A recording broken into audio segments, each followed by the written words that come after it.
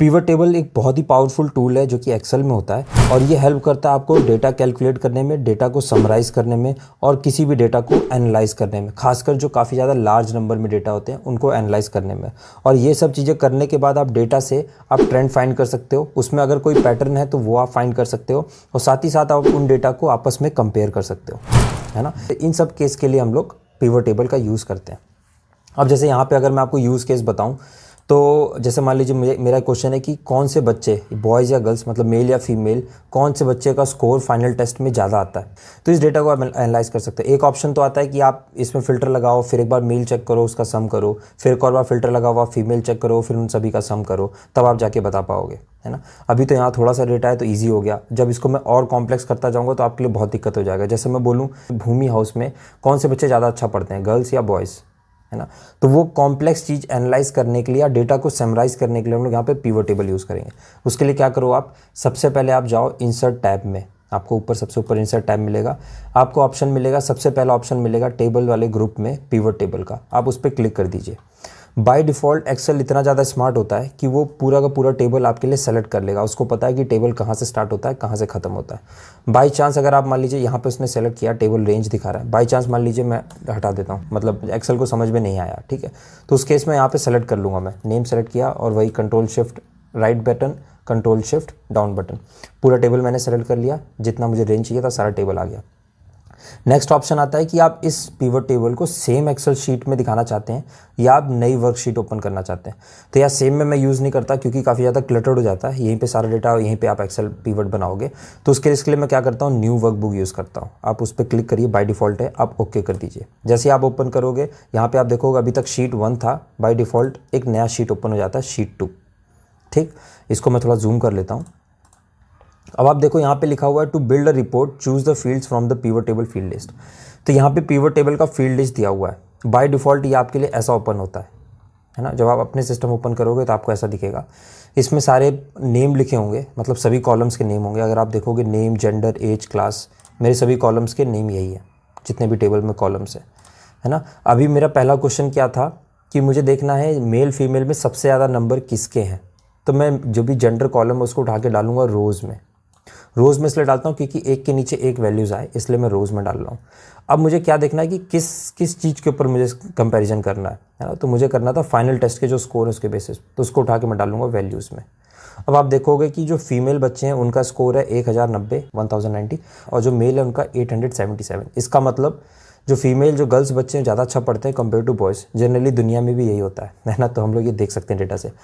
अब इसमें काफ़ी लोग के मन में डाउट आता है कि आपको कैसे पता है कि इसको वैल्यूज़ में डालना है या कॉलम्स में या फिल्टर्स में या रोज़ में, है ना। इन 4 बॉक्स में से कौन से फील्ड को कहाँ डालना है। तो इसका बहुत ही सिंपल लॉजिक है। ये आपको काफ़ी ज़्यादा इंपॉर्टेंट, मतलब काफ़ी ज़्यादा हेल्प करेगा फ्यूचर में।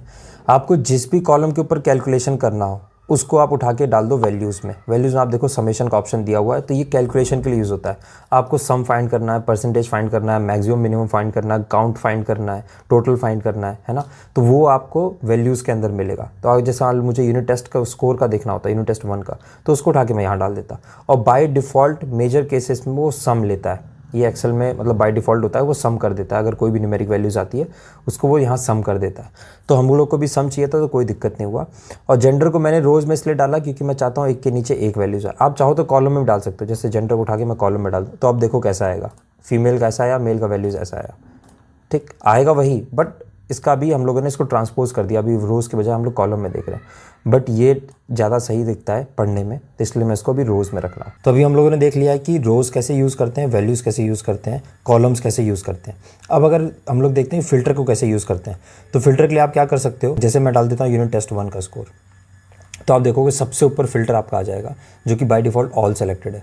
अब मैं चाहता हूँ कि यहाँ पे सिर्फ उन्हीं बच्चों के स्कोर आए जिनका स्कोर मोर देन 90% है। तो उसके लिए एक तो ऑप्शन है सेलेक्ट मल्टीपल, तो वहाँ से आप कर सकते हो। आप चाहो तो यहाँ से जाके मैनुअली सेलेक्ट कर सकते हो कि 90 से ऊपर जिसका स्कोर है वो एक ही है, 91। अब आप जैसे ओके करोगे तो आपको दिखेगा सिर्फ अग्नि हाउस ही ऐसा है जिसमें सभी बच्चों के स्कोर 91 से ऊपर है। ठीक, बाकी तीनों हाउस में नहीं है। तो इस केस में अगर आप जब भी डेटा को फ़िल्टर यूज़ करते हो, वर्ड में ये फ़िल्टर, आपको डेटा फ़िल्टर करना है, उसके लिए आप फ़िल्टर कॉलम का यूज़ करते हो। अगर आप फ़िल्टर हटा दोगे तो सारा वैल्यू बाय डिफ़ॉल्ट आ जाएगा।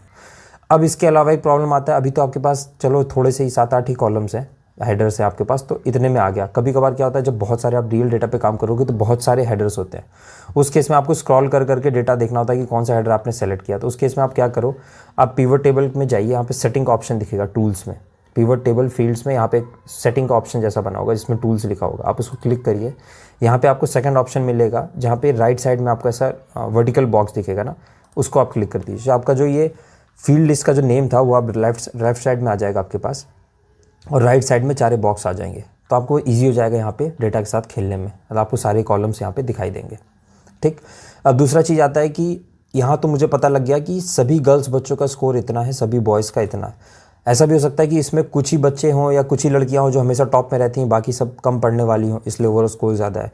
या बॉयज़ में उल्टा हो सकता है कि यहाँ पे कुछ कम खराब पढ़ने वाले हों, बाकी सब अच्छे पढ़ने वाले हों। तो इस चीज़ का देखने के लिए मैं देखना चाहता हूँ कि ऑन एन एवरेज एक बच्ची, एक लड़की का स्कोर कितना आता है और एक लड़के का स्कोर कितना आता है। उसको देखने के लिए मैं क्या करूँगा, यहाँ पे आपको ऑप्शन मिलेगा सम में ही, जो ड्रॉप डाउन बना है, यहाँ पे आप जाइए, क्लिक करिए, आपको ऑप्शन दिखेगा फील्ड वैल्यू सेटिंग का।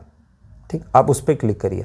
अब आप यहाँ पे देख लो समराइज वैल्यू फील्ड बाय, यहाँ पे आपको ये सारे ऑप्शन दे रहा है। आपको काउंट पता करना है कि कितने बॉयज़ कितने गर्ल्स हैं, एवरेज पता करना है, वो सारी चीज़ें आप यहाँ से कर सकते हो। मुझे इस केस में अभी एवरेज पता करना है, मैं क्लिक करता हूँ, एवरेज को ओके कर देता हूँ। अब आप देखो आपको एवरेज दिख जाएगा। तो अब यहाँ पे आप देख सकते हो कि एक लड़की का स्कोर एवरेज, एक लड़की का स्कोर आ रहा है 90.83, है ना, जबकि एक लड़के का आ रहा है 87.7। इसका मतलब ऑन एन एवरेज एक लड़की का स्कोर ज़्यादा होता है कंपेयर टू लड़के से। तो ये तो हो गया आपका बेसिक पिवट टेबल। अब इसको अगर मैं थोड़ा सा और एडवांस लेवल पे चाहूँ तो मैं अगर जैसे यहाँ से मुझे ये हटाना है सब कुछ, तो मैं वैल्यूज़ को उठा के दोबारा फील्ड में डाल दो, और ये जो जेंडर आपका था इसको उठा के फील्ड में डाल दो, तो सब कुछ अनसेलेक्ट हो जाएगा। अब मैं क्या देखना चाहता हूँ, हाउस का डेटा देखना चाहता हूँ। जो भी क्लास में हाउस होते हैं उसको उठा के मैंने रोज़ में डाला, चारों हाउस की लिस्ट आ गई।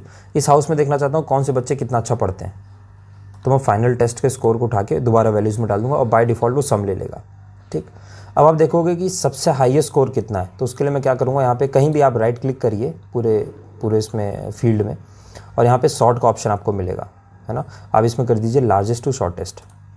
आप जैसे ही देखोगे यहाँ पे सबसे हाईएस्ट अगर आप देखोगे तो वायु ग्रुप के जो बच्चे हैं, वायु हाउस के जो बच्चे हैं, उनका सबसे ज़्यादा स्कोर है 646 कंपेयर टू बाकी जितने तीनों हाउस हैं। अब इसमें मैं देखना चाहता हूँ कि ये जो 646 स्कोर आया है, ये सबसे ज़्यादा किसने स्कोर किया, लड़कों ने या लड़कियों ने। काफ़ी इंटरेस्टिंग क्वेश्चन है ना ये। इसको जानने के लिए हम लोग क्या करेंगे, यहाँ पे हम लोग जो जेंडर कॉलम है, जो जेंडर फील्ड है, उसको यहाँ पे लेके आएंगे रोज़ में। अब आप देखोगे ये डेटा आपका दो और कॉलम्स में, 2 और रोज़ में डिवाइड हो जाएगा। तो अब यहाँ पे आप देख सकते हो कि वायु ग्रुप में फीमेल का कितना कंट्रीब्यूशन स्कोर है, मेल का कितना है, वो सभी आप यहाँ पे देख सकते हो। तो अगर मैं वायु की बात करूँ तो इसमें सबसे ज़्यादा स्कोर किया है गर्ल्स ने, जो कि 460, बॉयज़ ने काफ़ी कम किया है 180 के आसपास, है ना। अगर मैं अग्नि की बात करता हूँ तो यहाँ पे देखो आप उल्टा है, यहाँ पे फीमेल का स्कोर सिर्फ 194 है, जबकि बॉयज़ का है 362, है ना, जो कि ज़्यादा है गर्ल्स के मुकाबले। अब अगर ये पढ़ने में आपको दिक्कत होती है, मतलब ये लेआउट आपको पसंद नहीं आता, तो इस पूरे टेबल का आप लेआउट चेंज कर सकते हो। आप कहीं भी क्लिक करिए, आपको ऊपर 2 टैब दिखेंगे, एक होगा पिवट टेबल एनालिसिस, दूसरा होगा डिज़ाइन का। आप डिज़ाइन पे क्लिक करिए, इसमें लेआउट ग्रुप होगा, इसमें आप जाइए रिपोर्ट लेआउट ग्रुप में, इसमें ऑप्शन आता है third option show in tabular form. जैसे आप इस पर क्लिक करोगे अभी थोड़ा सा देखने में पढ़ने में ईजी हो जाता है। वायु ग्रुप मेल फीमेल, है ना, फीमेल मेल। अग्नि में जो भी गर्ल्स बॉयज़ हैं सबका स्कोर आ जाता है। दूसरा चीज़, अब मैं नहीं चाहता कि ये सबका सब टोटल दिखाए, यहाँ पे जितने भी सब टोटल आ रहे हैं, उसके लिए क्या करूँगा मैं, इसी आपको लेआउट में ऑप्शन, सबसे पहला ऑप्शन आएगा सब टोटल का, आप उस पर क्लिक करिए, डू नॉट शो सब टोटल्स। आप क्लिक करिए, सारे सब टोटल्स हट जाएंगे। सिमिलरली आप ग्रैंड टोटल अगर हटाना चाहते हैं, आप यहाँ पे जाइए ग्रैंड टोटल ऑप्शन में, सबसे ऊपर आता है of for rows and columns, तो वो भी हट जाएगा। इसके अलावा भी आप कुछ बेसिक फॉर्मेटिंग कर सकते हो, जैसे इस टेबल का कलर चेंज करना है तो आप यहाँ पे जाइए, ये सब कलर चेंज हो जाएंगे, इसके फॉर्मेट चेंज हो जाएंगे, है ना। ये सब चीज़ें आप बेसिक कर सकते हो यहाँ पे। अब इसके अलावा मुझे देखना है कि जैसे यहाँ पे मेल्स जो हैं इनका स्कोर ज़्यादा है, जो लड़के हैं अग्नि हाउस में उनका स्कोर ज़्यादा है, मुझे देखना है ये लड़के हैं कौन, है ना। तो आप यहाँ पर जो 362 लिखा है इस पर आप डबल क्लिक करिए, वो अपने आप एक नया टैब खोलेगा, एक नया शीट खोलेगा, उसमें आपको सभी बच्चों के नाम दिखा देगा। तो आप देखो यहाँ पे 4 लड़के हैं जिन्होंने इतना स्कोर किया है। अब एक लास्ट फाइनल चीज़ मैं आपको बता देता हूँ जो काफ़ी हेल्पफुल होगा आपके लिए। कभी कभार क्या होता है कि आपने सारा डेटा बनाया, बट आपके इस रॉ शीट में जहाँ से आप ये डेटा ला रहे हो वहाँ पे कुछ अमेंडमेंट्स करने पड़े या कुछ चेंज करने पड़े आपको। जैसे मान लीजिए अभिमन्यु का स्कोर इस वक्त 81 है, ठीक है, ये भूमि ग्रुप का लड़का है जिसका स्कोर 81, मान लीजिए इसको मैं बढ़ा के कर देता हूँ 99, ठीक, इसका हाईएस्ट स्कोर हो जाएगा। तो अब जो बॉयज़ का कंट्रीब्यूशन होना चाहिए, क्योंकि ये मेल कैटेगरी में आता है भूमि ग्रुप में, वो बढ़ जाना चाहिए।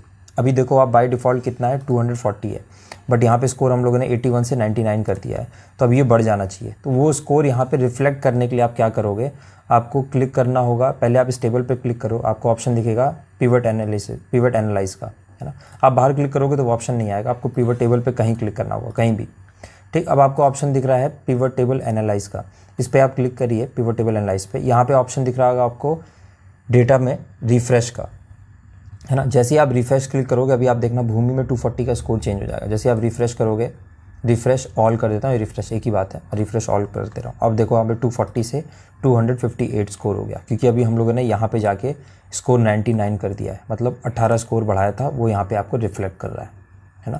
तो इस रिफ्रेश की हेल्प से आपको बार बार पिवट टेबल बनाने का जरूरत नहीं है। जैसे यहाँ तो अभी चलिए 2 ही कॉलम थे, 2 ही रोज थे, तो काम इजी हो गया। काफ़ी बार काफ़ी चीज़ें, काफ़ी डेटा बना के आप इसको डालते हो और आप नहीं चाहते कि आपको फिर से वो मेहनत करना पड़े, तो आप यहाँ पे जाके डायरेक्टली यहाँ क्लिक करिए, आप जाइए पिवट टेबल टैब में और यहाँ पे जाके रिफ्रेश कर दीजिए। इसी तरह अगर आप टेबल चेंज करना चाहते हो, है ना, किसी केस में मान लो यहाँ पे आप कुछ नया ग्रुप ऐड कर देते हो, कुछ और, जैसे मान लीजिए मैं बोलता हूँ कि हाफ ईयरली टेस्ट, इसका स्कोर आप ऐड कर देते हो। यहाँ पे मैं डबल क्लिक कर दे रहा हूँ, कॉलम आ जाएगा। अब यहाँ पे स्कोर ऐड कर देता हूँ। अगर आप यहाँ पे देखोगे तो यहाँ पे वो कॉलम अभी नहीं आ रहा, तो उसके लिए आप क्या करोगे, यहाँ पे आप दोबारा पिवट टेबल पे क्लिक करोगे, पिवट टेबल टैब पे जाओगे, यहाँ पे ऑप्शन आपको सेम डेटा टैब में, डेटा ग्रुप में आपको दिखेगा चेंज डेटा सोर्स, आप इस पर क्लिक करिए, चेंज डेटा सोर्स पे क्लिक करिए। अभी आप बाय डिफ़ॉल्ट इसने एच कॉलम तक सेलेक्ट किया है, आप शिफ्ट होल्ड करके रखिए, कंट्रोल और शिफ्ट, और एक बार राइट क्लिक कर दीजिए। जैसे आप राइट क्लिक करोगे, राइट एरो, वो अपने आप हाफ ईयरली टेस्ट को सेलेक्ट कर लेगा, आप ओके प्रेस कर दीजिए। अब आप यहाँ पे देखोगे कि हाफ ईयरली का जो स्कोर का जो टेस्ट था, जो कॉलम था, वो यहाँ पे रिफ्लेक्ट कर रहा है। तो ये सारा बेसिक डेटा हो गया, ये बेसिक इन्फॉर्मेशन हो गया आपका पिवट टेबल का। तो मिलते हैं आपसे नेक्स्ट वीडियो में, तब तक के लिए बाय बाय।